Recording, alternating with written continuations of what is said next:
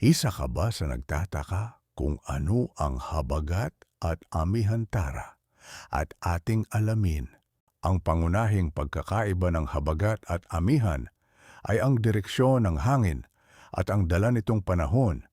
Ang habagat, southwest monsoon, ay nagdadala ng mainit at pasang hangin na nagiging sanhi ng malalakas na ulan at baha mula Hunyo hanggang Oktubre.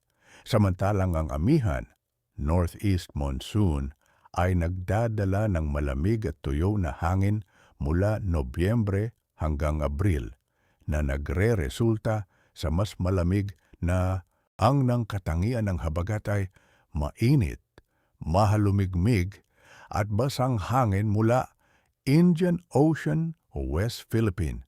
Samantala ang amihan ay malamig, tuyo at sariwang hangin mula Siberia, Asia mainland. Ang habagat ay tuwing Hunyo hanggang Oktubre. Ang amihan naman ay Nobyembre hanggang Abril. Ang habagat ay madalas nakasabay ng bagyo kaya tumitindi ang pinsala. Samantalang ang amihan ay nagbibigay ng malamig na klima, mas komportableng panahon, mas kaunti ang ulan sa kanlurang bahagi ng bansa, kaya mas tuyo ang klima. Sa silangang bahagi, patuloy ang ulan dahil sa pagtama ng malamig na hangin sa dagat. Palagi nating tandaan na ang habagat ay mas delikado dahil sa pagbaha at landslide.